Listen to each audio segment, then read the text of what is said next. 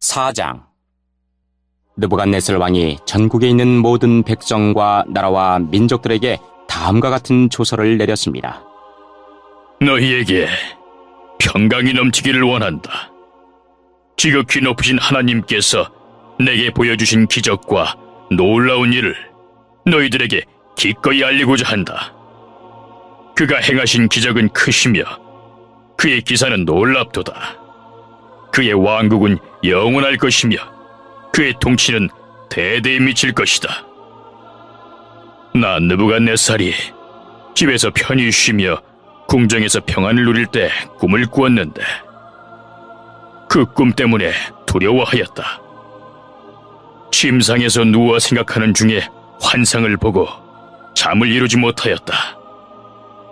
나는 그 꿈과 그 뜻을 알아보려고 명령을 내려 바빌론의 모든 지혜자들을 내 앞으로 불러오게 하였다. 마술사와 점성가와 주술가와 점쟁이들이 왔을 때 그들에게 꿈 이야기를 해주었으나 그들은 그 꿈을 풀지 못했다. 마지막으로 다니엘이 내 앞에 나타났다. 그는 내가 내 신의 이름을 따서 벨드사살이라 불렀던 자였다. 그는 거룩한 신들의 영을 지닌 사람이어서 내가 꾼 꿈을 그에게 말해 주었다. 마술사들의 우두머리인 벨드사살아, 내게 거룩한 신들의 영이 있어 내게는 어떤 비밀이라도 어려울 것이 없다는 것을 안다. 그러니 내가 본 꿈의 의미를 말해 보아라. 내가 침상에 누워있는 동안에 본 환상은 이러하다. 나는 땅의 한가운데서 매우 높은 한 그루의 나무를 보았다. 그 나무는 크게 자라 튼튼하게 되고 그 높이는 하늘까지 닿아서 땅 끝에서도 잘 보였다. 나뭇잎은 매우 푸르렀으며 누구나 먹을 수 있을 만큼 열매도 아주 많았다. 나무 아래서는 들짐승들이 쉬었고 가지에는 새들이 모여들고 모든 생물이 그 나무에서 먹이를 얻었다. 또한 나는 환상 속에서 한 거룩한 감시자가 하늘로부터 내려오는 것을 보았다. 그가 큰 소리로 이렇게 외쳤다. 이 나무를 베어내고 그 가지를 꺾어라. 잎사귀는 다 떨어버리고 열매를 흩어버려라. 나무 아래서 쉬는 짐승들은 쫓아내고 가지에 모여든 새들도 쫓아버려라. 그러나 그루터기는 뿌리와 함께 땅에 남겨두고 쇠줄과 놋줄로 묶어서 들풀 가운데에 내버려 두어라. 하늘의 이슬에 젖게 하고 땅의 풀 가운데서 들짐승과 함께 살게 하여라. 또 그에게 사람의 마음 대신에 짐승의 마음을 주어서 7대를 지내게 할 것이다. 이 일은 감시자들이 명령한 것이요 거룩한 이들의 선언한 것이다. 이는 지극히 높으신 하나님께서 인간의 나라를 다스리시며 그가 원하는 사람에게 그 나라를 주시며 가장 낮은 사람을 그 위에 세우시는 것을 모든 사람들로 알게 하려는 것이었다. 이것이 나 느부갓네살 왕이 꾼 꿈이다. 그러니 벨드사살아, 이 꿈의 뜻을 풀어보아라. 내 나라에 있는 모든 지혜자들도 이 꿈의 뜻을 풀지 못했으나 거룩한 신들의 영이 내게 있으니 너는 풀 수 있을 것이다. 그러자 벨드사살이라고도 불리는 다니엘은 놀라 한동안 마음이 어지러웠습니다. 그래서 왕이 그에게 말했습니다. 벨드사살아, 이 꿈과 그 뜻 때문에 놀라지 않기를 바란다. 이에 벨드사살이라고도 불리는 다니엘이 왕에게 대답하였습니다. 왕이시여, 그 꿈이 왕의 원수에 관한 꿈이며 그 뜻도 왕의 적에 대한 것이었으면 좋겠습니다. 왕이 꿈에서 보셨던 나무는 크고 튼튼하게 자랐으며 그 꼭대기가 하늘까지 닿아서 땅 끝에서도 잘 보였습니다. 그 잎사귀는 아름다웠으며 열매는 누구나 먹을 수 있을 만큼 매우 많았습니다. 들짐승들이 나무 아래에 와서 쉬었고 가지에는 새들이 모여들었습니다. 왕이시여, 그 나무는 바로 왕이십니다. 왕은 크고 강해지셨습니다. 왕의 강대함은 하늘에 닿았고 왕의 통치는 땅 끝까지 미쳤습니다. 왕께서 볼 때 거룩한 감시자가 하늘에서 내려와서 이 나무를 베어 없애버리되 뿌리의 그루터기는 땅 속에 남겨두고 그것을 쇠줄과 놋줄로 동이고 들풀 가운데 내버려 두어 이슬에 젖게 하고 들짐승과 함께 어울리게 하여 7대를 지내도록 하여라 라고 말했습니다. 왕이시여, 꿈의 뜻은 이러합니다. 이것은 지극히 높으신 하나님께서 장차 일어날 일을 왕에게 미리 보여주신 것입니다. 왕은 사람들에게서 쫓겨나 들짐승들과 함께 살게 될 것입니다. 왕은 소처럼 풀을 뜯게 될 것이며 하늘에서 내리는 이슬에 젖게 될 것입니다. 7대가 지난 뒤에야 왕은 비로소 지극히 높으신 하나님께서 인간의 나라를 다스리신다는 것과 그 나라를 자기 뜻에 맞는 사람에게 주신다는 것을 알게 될 것입니다. 또 나무 뿌리의 그루터기를 땅에 남기라 명한 것은 왕이 하나님께서 다스리신다는 것을 깨달으신 뒤에 왕의 나라가 굳게 선다는 뜻입니다. 그러므로 왕이시여, 저의 충고를 받아들이십시오. 죄악을 버리고 옳은 일을 하십시오. 가난한 백성을 불쌍히 여기시고 악한 길에서 벗어나십시오. 그렇게 하면 혹시 왕의 영화가 계속 이어질 수 있을지 모릅니다. 이 모든 일이 그대로 난 느부갓네살 왕에게 일어났다. 12달이 지난 뒤 내가 바빌론 왕궁의 옥상을 걷고 있을 때였다. 나는 이렇게 말했다.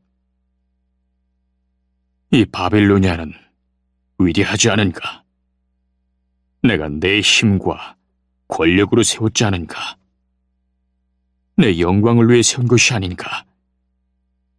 이 말을 마치기도 전에 한 목소리가 하늘에서 들렸다. 느부갓네살 왕아, 내게 말하노니 왕권이 너에게서 떠나갔다. 너는 사람들에게서 쫓겨나 들짐승들과 함께 살게 되고 소처럼 풀을 뜯어먹게 될 것이다. 7회가 지난 후에 너는 비로소 지극히 높으신 하나님께서 인간의 나라를 다스리신다는 것과 그 나라를 자기 마음에 드는 사람에게 주신다는 것을 알게 될 것이다. 그 말은 곧장 난 느부갓네살 왕에게 그대로 이루어졌다. 나는 사람들에게서 쫓겨나 소처럼 풀을 뜯어먹었으며 내 몸은 하늘에서 내리는 이슬에 젖었다. 나의 머리털은 독수리의 깃털처럼 자랐고 나의 손톱은 새의 발톱처럼 길게 자랐다. 정해진 기간이 지나자 나 느부갓네살은 하늘을 우러러보고 정신을 되찾을 수 있게 되었다. 나는 지극히 높으신 하나님, 영원히 살아계신 분에게 찬양과 영광을 돌렸다. 하나님의 다스리심은 영원하며 그의 나라는 대대로 이어질 것이다. 그는 땅의 백성들을 없는 것 같이 여기시며 하늘의 군대와 땅의 백성들을 뜻대로 다루신다. 어느 누구도 그가 행하시는 일을 막을 수 없으며 어느 누구도 무엇을 행하셨느냐고 물을 수 없다. 내가 정신을 되찾았을 때 나의 명예와 위엄과 나라의 권세가 회복되었고 나의 고문관들과 관리들이 나를 찾아왔으며 왕위가 회복되자 전보다 더 위세가 커졌다. 이제 나 느부갓네살은 하늘의 왕께 찬양하며 영광을 돌린다. 그의 일은 모두 참되며 그의 행하심은 의로우시다. 그는 교만한 사람을 낮추신다.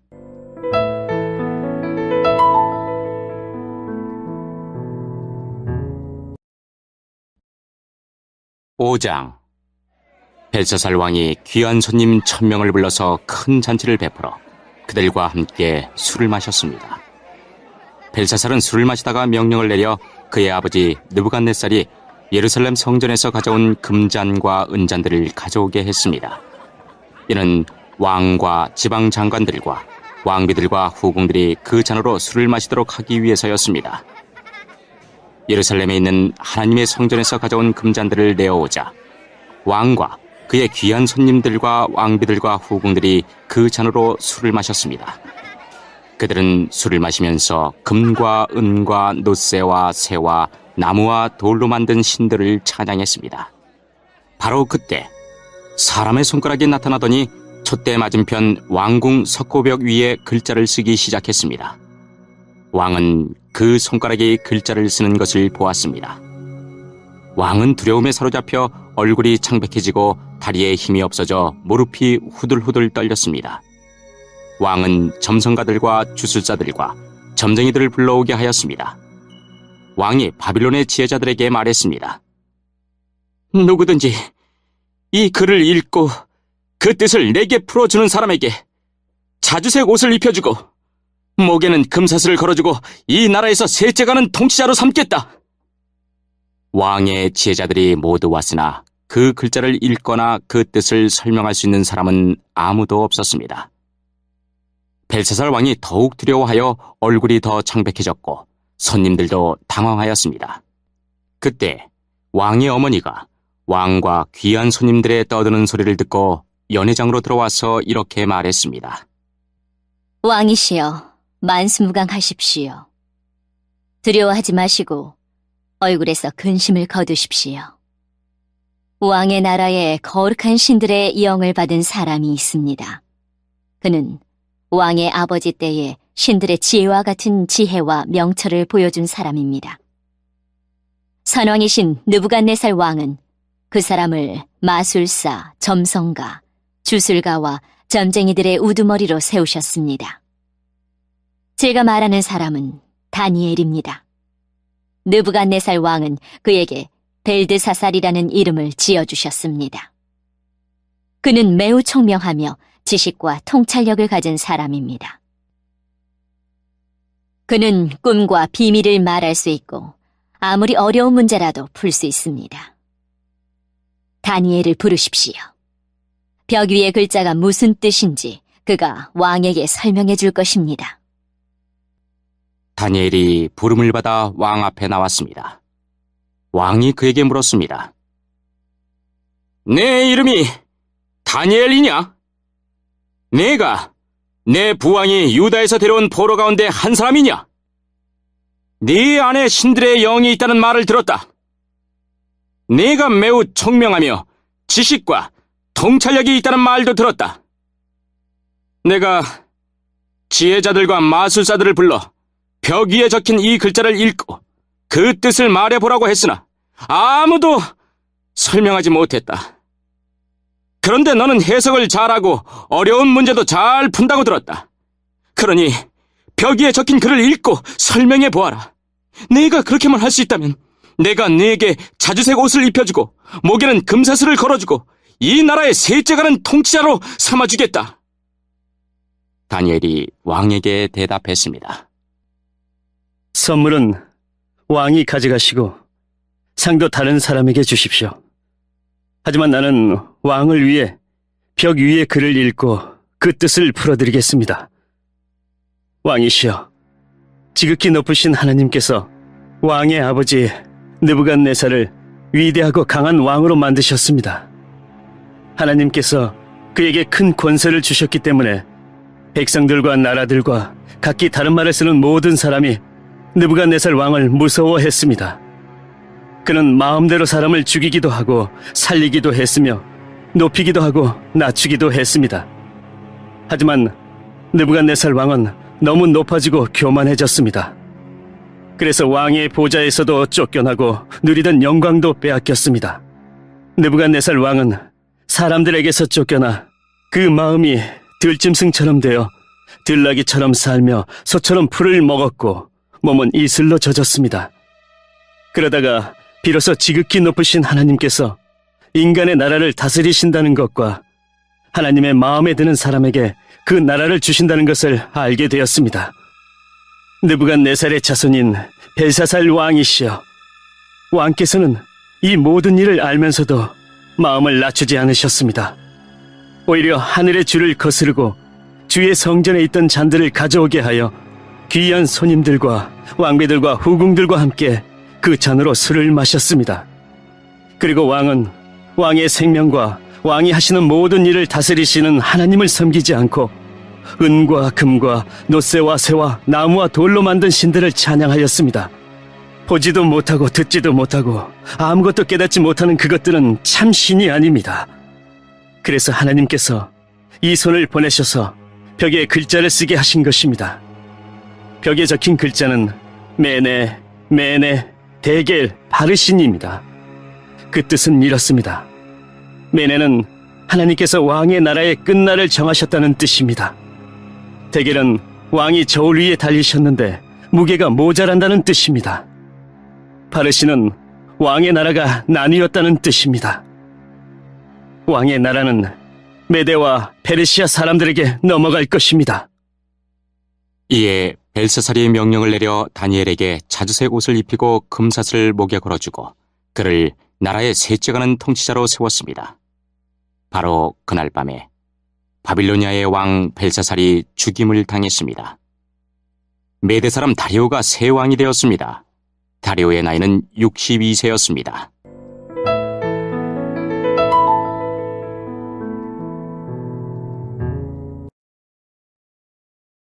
6장. 다리오는 총독 120명을 세워 나라 전체를 다스리게 하는 것이 좋겠다고 생각했습니다. 그는 또 그들 위해 총리 3명을 세웠는데 다니엘도 그 가운데 한 사람이었습니다. 왕이 그들을 세운 이유는 나라를 다스리는 데 어려움이 없도록 하기 위함이었습니다.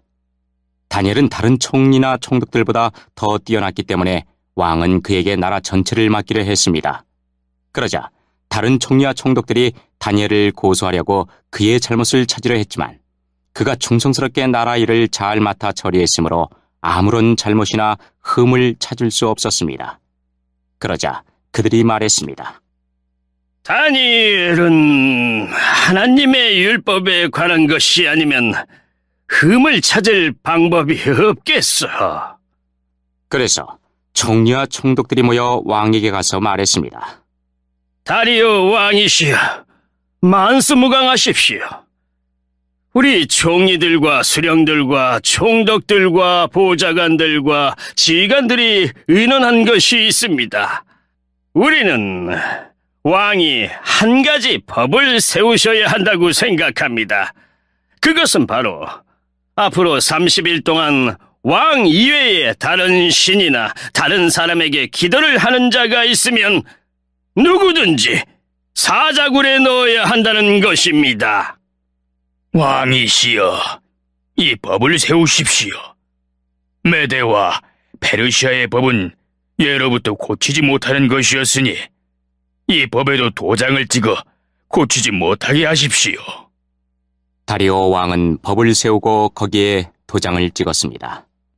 다니엘은 왕이 새 법에 도장을 찍은 것을 알고도 자기 집 다락방으로 올라가 늘 하던 것처럼 하루에 3번씩 무릎을 꿇고 하나님께 기도하며 감사를 드렸습니다.